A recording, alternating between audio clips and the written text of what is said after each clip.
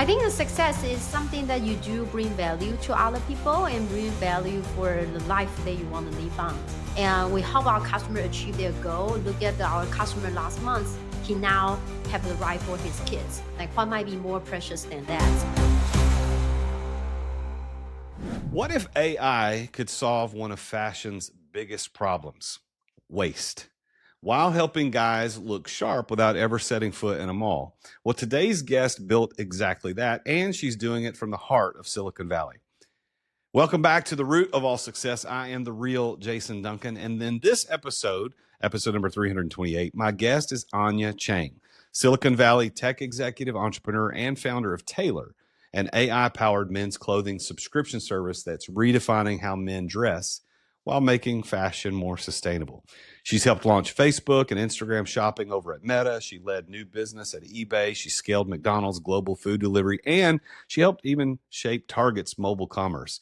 She's been recognized as one of Girls in Tech's 40 Under 40.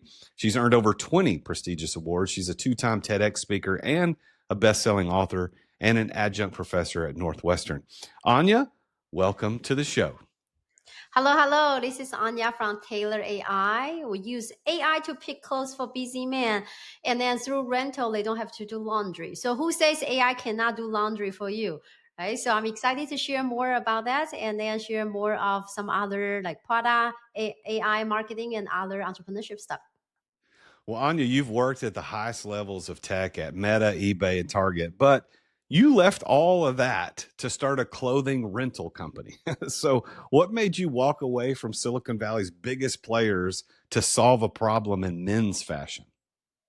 Yeah, I started when I was working for Meta. I felt a little bit imposter syndrome as a minority leaders there, woman leaders, and I led large engineering team. I did came from marketing and data scientist background, so I want to look great, but I'm not into fashions. I don't want to spend time chasing after fashion. So I start trying some subscription boxes like Stitch Fix, which you have to buy from every single shipment, and I didn't want to own that much stuff.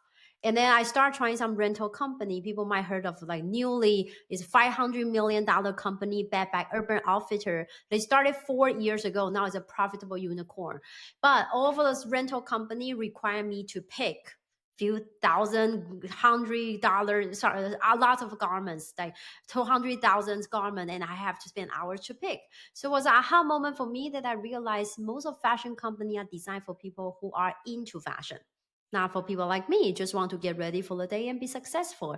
So that's why we start TAELO. We offer AI stylists. AI pick your clothes like celebrities, human stylists in Hollywood before. And then we use rental service. So say $100, you get to wear like 10 clothes per month. So you wear them like your Netflix that you move on to the next one. You don't have to buy any clothes, but always looks great and ready for your day night or for your show or for your career. Before Taylor, you were building shopping experiences for billions of users. What was the moment that you realized that your skills could be applied to something that you would build and own yourself? I think it was because I came from the big tech company backgrounds, right? So mostly in tech and marketing. So when it comes to the startup, I realized that if I want to do this, I will need to have operation and finance, like side of house as well. I think the moment that I know I can use my skill set is that I do found a co-founder who came from the different background. So I think so. Running business is a little bit like a leading championship teams. If you look at NBA, the all-star team tend to not performing very well, but the all-star team perform very well. The all-star team not performing very well, but the championship team perform very well because all of them came from different backgrounds. Some people do the scoring, some people do the defending. So I think the moment that I know that I can use my skill set is really when I have a co-founder who came from different experience. Well, you've said many times that Taylor is as much about sustainability as it is style. So, how did environmental impact become central to your business model from day one? Yeah, so we quickly discovered on the one hand, my co-founder is a big advocate for fashion sustainability. On the other hand, when we start talking to different fashion brands, we quickly discover they have a big problem, which is today 30% of clothes go directly from factory to landfill. generating 10% of carbon emissions, 20% of polluted water. Fashion is one of the biggest polluted industry in the world.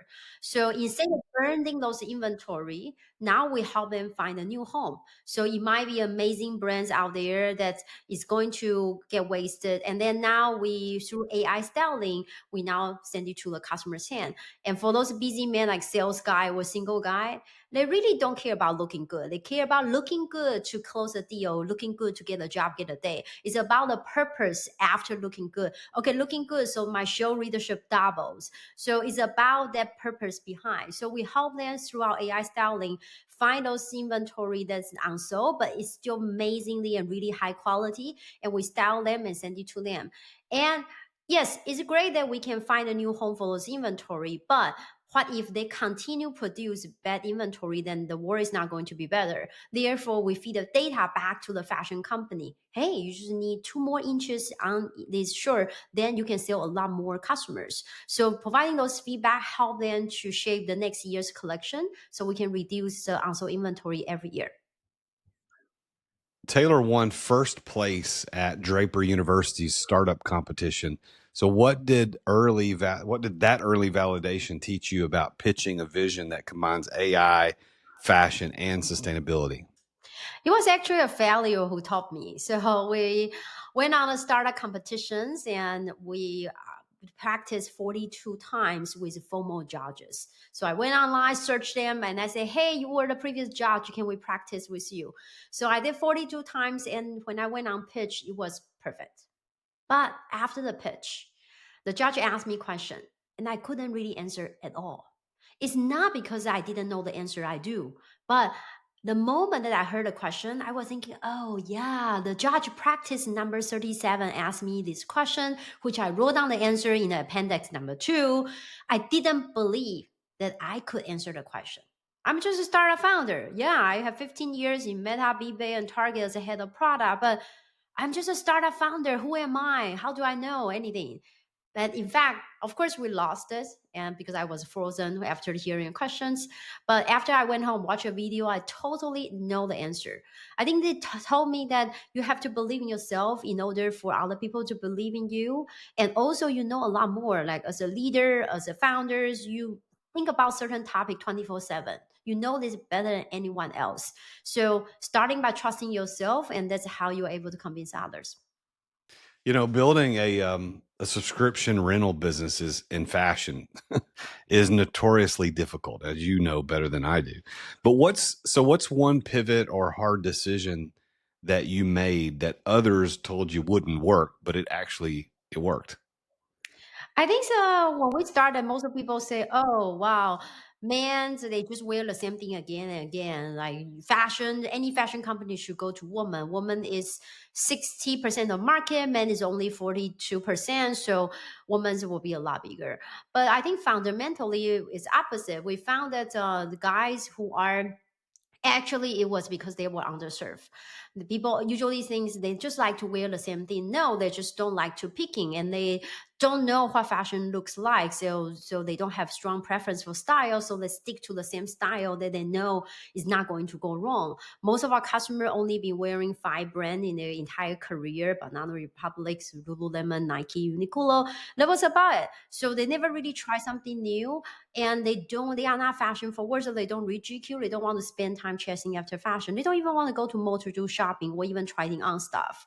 So but they do have a strong need. So what we found was we are not selling clothes, we are selling the chance for succeed. We are not offering menswear service, we are offering a concierge service. It's like your assistant, your gadget guy behind the superhero. Is more of like your black car service. Is someone behind the thing to help you to be a little bit more chance to be successful every single day. And end up that we discovered is what our customers are really buying. You know, um, it strikes me that you've led, of course, product teams at some of the world's most recognized brands. We talked about that earlier. And now you're doing your own thing as a startup. So, how would you compare driving innovation inside a Fortune 500 company to driving innovation in your own company? I think the biggest challenge is that, of course, the resources is different, but it start with the mindset more than just real resources. Of course, time and money and everything at startup is a lot less, and big company you have unlimited resource span. But I think the hardest part is actually about mindset. When I was working for Meta, every time I go to conference, go to dinners, everybody want to get business cards from me. They either want to do business with Meta or they want to get a job there or whatever things. They always think there's might be something that helpful because it's a big company. But being a startup founder, your name card says nothing. It's like CEO of TAELOR AI. Who heard of Eddie Taylor, right? So I start realize that hey, when I go to like Chamber of Commerce, people treat you differently because everybody wanting to go talk to the big IPO founder. So at the beginning, I feel quite disappointed and frustrated. I feel like hey, the world is not fair. They are so only care about other famous people, and I'm nobody. But yeah, I found it became a blessing because then now you see who are the people who really want to help you and who are the people who that they respect you because you do truly bring value to them. So they no longer just approach you because you're a business card. They approach you because you are a decent human, because you build amazing company that deliver value. So quickly I found that this is actually better. And by rebuilding that mindset, I think it's a lot easier being running a business in startup. Of course, a big company stuff still very helpful, like logic, how you think about things. Like, so say for example, take a small example. If you own a fruit stand and you say we should put a watermelon outside of a store because it will reduce thief. Watermelon is heavy. While your intern say no, we should put watermelon inside of a store right next to a refrigerator because we sell juice and juice are higher margin. So that means what? Means you have the same goal, increase revenue. You have different strategy. One is reduce thief. One is to increase margin, and you have different tactics. I think the logic of thinking through things, so using the logic to convince investors, convince other people, has been very helpful from my learning at big company and continue to be in startup. Well, AI, of course, is everywhere now, but you were integrating it into Taylor very early on. So, how do you use AI to personalize style in a way that feels human and not robotic? Because our AI is style for picking the outfit. So our customer don't have to be like talking to AI. It's actually behind the things. Our customer talk to real human stylists. So our human stylists almost like become the bridge between our AI and our customer. Our customer can get on Zoom call with human stylists. Our human stylists will interact with AI, and the customers can text SMS through our human stylists as well. So I think so to answer a question like how they become more even have more comprehensive information is number one, of course we do as basic information like people's height and weight, which we don't always use because somehow guys tend to think they are taller and thinner, so the information is That a bit never wrong. happens, Anya. Come on, nobody ever lies about that thing. Oh my god, how we're always wearing medium. No, go to your closet, pick your favorite outfit, tell me what size. Oh my god, I'm size extra large now. When did it happen? So they don't know. But we ask some other questions. For example, go tell me more about your fit issue. Have usually sleep too long, the pants too tight, or I have fat belly or small belly, whatever things issue they tend to have. And we ask a very important question, which is their purpose. What do you want this for? Is they don't want to just look good. They want to this for a better life. For example, last month we have a customer say, "I'm going to court. I'm getting divorced. I'm fighting for my kids. I want something that win my right with my kids." That's it. That's a requirement. It's not about wearing blue or blazer or what. Like I need an outfit to win the court at the court. That was the type of example where I have customers say, "It's my first time after these few years, the first time going on a date, and I'm going to this Japanese restaurant with new dates, and I need something that impress my date." People say I want to stand out because I got these new clients and the whole company seems are the same people. I want to fit in. I'm a consultant. I want people to tell me what's going on in the company. So I want to fit in so they feel like I'm a people among people. So we tend to ask their question. We ask them to heart some item like dislike, like Tinder view. We ask them to upload few picture, and from there, our AI and our human stylist does the magic. All right. So I want to take a break to talk about our sponsors. But when we come back, I want to ask you how it works because I've got the website pulled up on one of my screens. And I know listeners who are listening to this can go to tailor.style or tailor.ai. And it's Tailor, Taelor, Taelor. But we'll get right back to that in just a minute. So if you're enjoying these conversations, I would like to ask you, Mr. or Mrs. Listener, would you please take 30 seconds to leave a 5-star review? You have no idea how much that helps entrepreneurs find the show and keep us growing and find great guests like Anya because her team reached out and said, hey, we see your show. We want to get on your show. I wouldn't be able to find people like her to be on the show unless there were people like you, listener, who leaves these reviews. So help us keep growing, whether you're listening on Apple or Spotify or YouTube, anywhere, tap those stars. Let us know why you listen. And now, let me talk about something else. If you're serious about taking control of your business cash flow, and if you want to help create your own private source of funding, you need to hear what I'm going to talk about for our sponsor for today's show. If you're ready to take care of your own business cash flow, to create your own private source of funding and transform the way you build wealth, listen to this. Imagine a proven strategy that is designed for entrepreneurs that lets you access capital when you need it without having to go to banks, without gatekeepers or tedious applications. That'd be pretty cool, right? Well, this approach lets your money grow every year. It gives you liquidity for investments and expansion, and it protects your savings from market shocks. You can set your own terms for borrowing and repayment. You can maximize what you keep, and you can keep your business moving forward with confidence. Savvy entrepreneurs all around the country are unlocking freedom with this method of bank on yourself.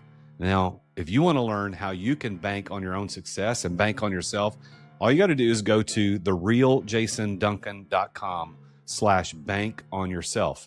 That's therealjasonduncan.com/bank on yourself and book a confidential session with a specialist who can show you exactly how this strategy can fit your financial goals. That's therealjasonduncan.com/bank on yourself and take charge of your financial future today. Now back to the show. So Anya, if I'm a guy and I like to look good. I have, the older I get, the more simple my wardrobe becomes. I have bought probably 7 of these types of shirts, and I have 7 of them hanging, blues and blacks, and that's it. I have black t-shirts that I buy in bulk that I just wear black. I love them. I haven't found the jeans that I like yet. I'm still worried about that. But I like to look good. But let's say I wanted to go and sign up for one of your personal styling curated rentals. How does it work? What do I do, and what do I get as a result of that? Yeah, so simply just like people signed up for the Netflix show. We are like Netflix for outfit. They started went outside and signed up for the monthly subscription, which you range but around $100. And then from there, you fill out the simple quiz like I mentioned earlier, and then you upload a few pictures. You specifically tell us your goal. If you like, you get a 15 minutes free consultation with a human stylist over Zoom, and you share with her or him whatever information that you have. Sometimes people share their closet. Sometimes people say, this is my certain type, my taste. Look at my living room. This is stuff that I like. Sometimes people show like I really want to look like this famous like I like Steve Curry. So this is his outfit. I want to be that. And whatever information you want to share. And from there you start getting the first shipment, say 7 items, which you already mix and match to be a 3-4 outfits. So which you can wear for a couple of weeks. Once you are done, you just put the dirty clothes back into the return envelope, which you already prepay. So then you drop it at any post office, or you open the post office app, say 1 clicks for free, they can pick it up. And from there, within a few days, you get the new shipments. That's it. No more shopping or laundry. If you happen to be traveling, that's better. You change your address to the hotel. You arrive at the hotel. You got the clothes clean and ready to wear. You wear whole weeks. After the conference, you put the dirty clothes that smell, put into the return envelope, give it to hotel lobby. You go home without doing any laundry. And when you arrive the next day, new clothes has arrived. That is really fascinating, Anya. That is really cool. So I guess the worst job at your company is the poor person has to open up all these bags of dirty clothes. That's true. That's true. That's yeah, that's true. We do have a lot of protection for that, though. The mask and the protection people wear. The It's almost like you think of the movie. They have the lab people, so wear the suits. So we do have that. So no laundry. And next day the new clothes has arrived. And every week you're wearing different clothes. And if you do really love something, most people do. They tend to buy one or two out of that. We all know circular fashion, sustainability is great. We all know buying secondhand is better. But who has time to go to a store? But now it's like try before you buy. You try these new Yeah, clothes, wear for a couple of weeks. If you don't like it, return. If you like it, you keep it after wearing a couple of weeks when everybody say this looks great and you already feel comfortable in it. And when you buy, you are helping the environment. You get 30, 50, 70% off of retailer because it's secondhand but still like new, and you help making the world a better place. I love it. And I'm looking at your website now on the membership, and you've got three different three different membership selections. You got 5 items per month for $79, 7 items per month for 98, and then 10 items for a month if you pay quarterly, averaging out to about $96 a month. That sounds like a really amazing deal. Under $100 a month to get 10 items. Now, are those items shirts and pants, or are they other things like belts and shoes and socks? What is an item? Yeah, it only have apparels for now. We will adding other stuff soon, but right now only apparel, which could be no yoga clothes, no tuxedos, everything in between. So you have t-shirt, blazers, and jackets, like the bottom up, sweater, hoodies, jeans, joggers, anything in between. And we work with over 300 brands. Marine Layer, Johnson and Murphy, Bonobos, all of the famous brands, as well as a lot of amazing international brands. Say you are an amazing brand in Italy, but you haven't entered the US market yet. It's hard that you have to build our company here, doing research, figure out your go-to-market strategy, hire people here, and then traveling around the country. Now you don't. All you need to do is we partner with you, you send us your unsold inventory. Of course, we pick, make sure it's perfect for the customers and high quality.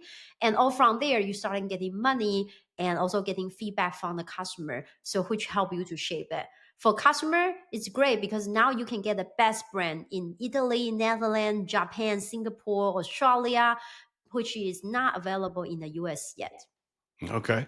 Well, let me get into the success idea, because the name of the show is the root of all success. So, Anya, what would you say has been your one key that's unlocked success for you?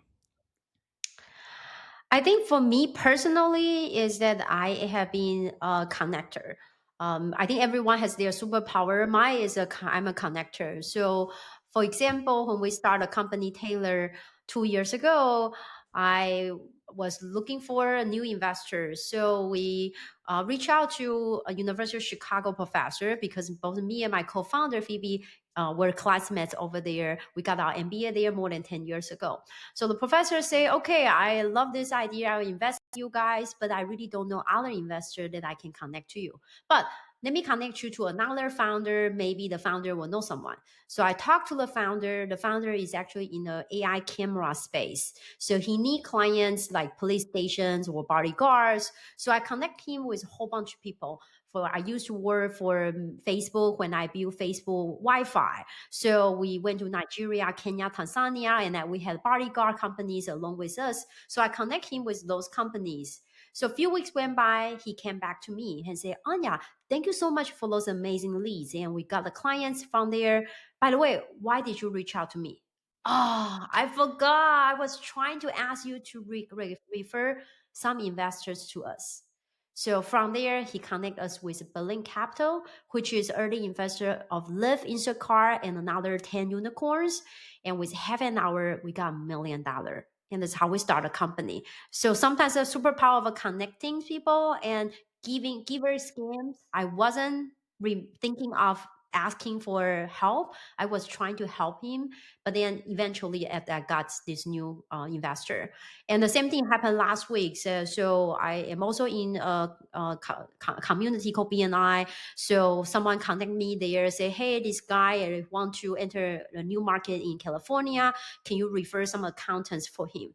I got on the call with him. I realized he's not just needing accountant. He really need to figure out how to do business here in California. So I connect him with a whole bunch of real estate agents and Chamber of Commerce members, etc. And after a weeks, he came back to me, say, I got like 10 different amazing connections. By the way, are you looking for new investor? I want to invest in your company because then I might get you like unlimited great connections from you. So again, that's how we do. But I think for business, the clever business, like we serve busy man because we use AI. Because we use AI, we have lowered the cost because we serve busy men not into fashion, so we can partner with high quality brand that may not be well known, as well as the well known brands, and all of these together, it makes sense in the era of AI. How do you personally define the word success? I think the success is something that you do bring value to other people and bring value for the life that you want to live on. Right? So, for example, in my case, that our service do help the world a little bit less production waste for the inventory in the fashion side, getting better data. We help them have a digital transformation. Most of fashion company are really bad in technology, but we are Silicon Valley based company, so we license our AI styling, we license our technology, so other people in other country can do the same thing, and we help our customer achieve their goal. Look at our customer last month. He now have the right for his kids. Like what might be more precious than that? And we have customer who were a business person before and want to be an engineer. And for the first time, he got a job interview and then he now become an engineer. So these are stuff that I think we're really helping people. And I think that's how success lies. For me, I also think is that because a connector, I bring value to other people. And eventually when I need help, I don't know who, but I know someone will respond to me. So, based on that definition of success, do you consider yourself successful? I think I'm successful. So in terms of I keep trying and push myself to try something new. Is going this company, of course, our goal is to go IPO in 5 years and sell the company. We already see newly like $500 million company in the women's rental space, but no one knows what our startup really become, right? So it's hard to really define that. But I think given that I'm trying, I'm getting out of comfort zone, I could have continued making $500,000 per year at big tech company, but now I'm startup founder. I think that is a success because I'm willing to try. So I always admire people who are willing to push themselves out of comfort zone, no matter it's a life, a career, or whatever your dreams that you want to be. My husband is a chef. He has spent whole his career or life from ages 15 that he know he want to be a chef. He didn't become a chef until age 37 because he came from an Asian family where people believe that you should be going to be a business worker and work in the office and in front of desk. You should be managing and you shouldn't be a chef. So at age 37, finally he decided to went to culinary school, quit his day job at corporate and became a chef. So I say that's something that I think push yourself out of the comfort zone is something defines success. Anya, this is fascinating information about your story. Thank you so much. I've got three final questions for you today for our rapid fire close. Are you ready? Yes. All right. Rapid fire number one. What's one book that shaped how you built your company? I like the book Get to Aha. It's written by Andy Collingham. She was the positioning person behind Steve Jobs. So she was a person positioning Apple, just like we know Disney is the happiest person on earth. So positioning help your company. All right. Number two. If you could have coffee with any entrepreneur, living or dead, who would it be? I do like to meet with Elon Musk because I know he slept in his factory for 3 years. I think being a startup founder, sometimes we feel hard for life because we used to have a cushion life. So I want to know how he get over for those years. And last one, what's one thing most people don't know about you? Most people don't know about me that I do. How I get my first job in the U.S. was that I actually went on 2 months in different friends' house, living on their couches, and then reach out to 2,000 Northwestern University alumni, cold calling them, and it ended up that I got no job from these 2 months of meeting with hundreds of alumni.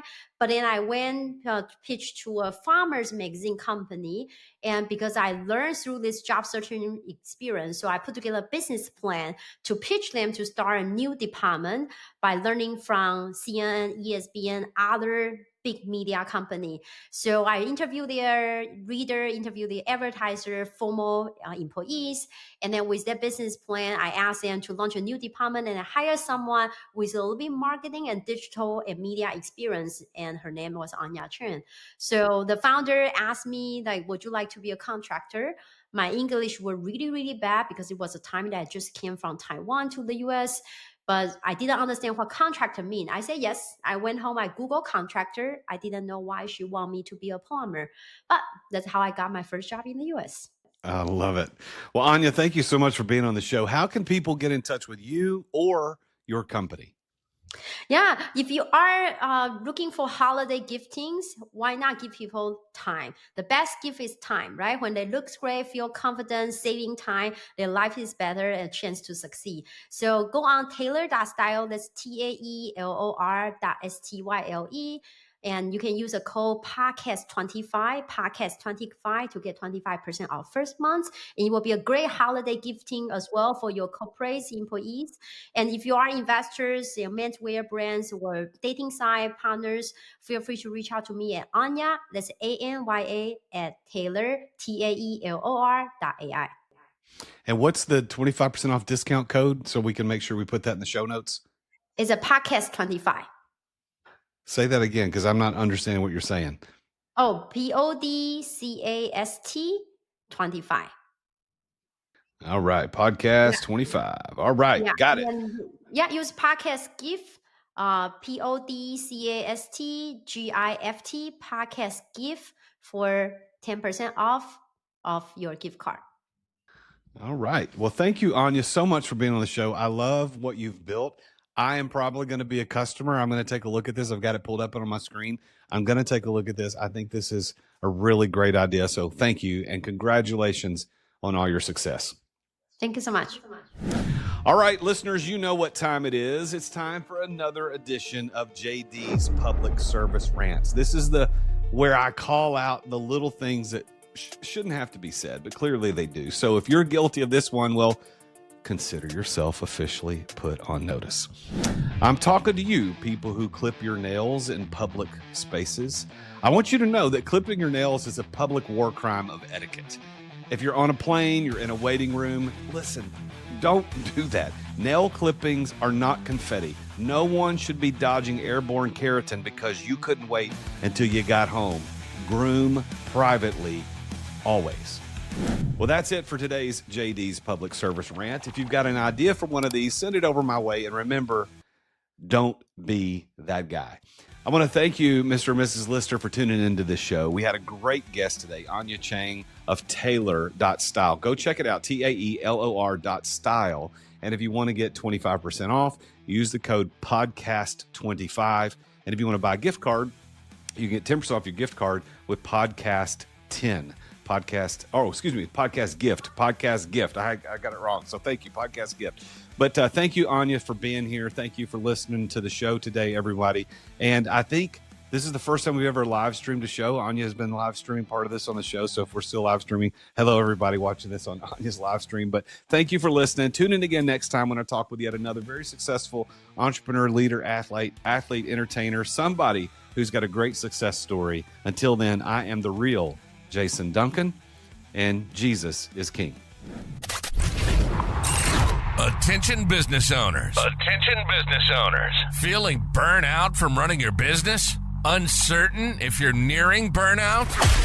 Take our free 10-question business burnout test at businessburnouttest.com to discover where you stand. With just 10 quick questions, you'll learn how to immediately begin making changes to regain freedom and success. Cut your daily operations time in half. Improve your quality of life and prepare your business for your future exit without losing revenue or profit.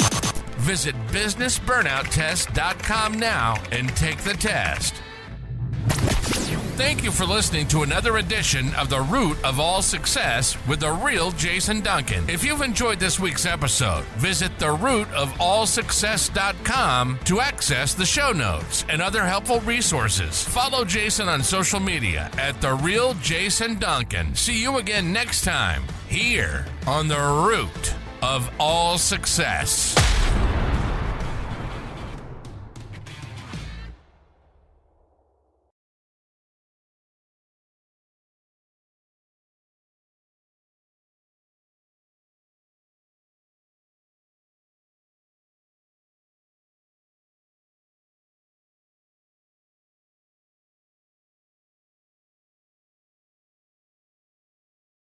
This podcast is a part of the C-Suite Radio Network. For more top business podcasts, visit c-suiteradio.com.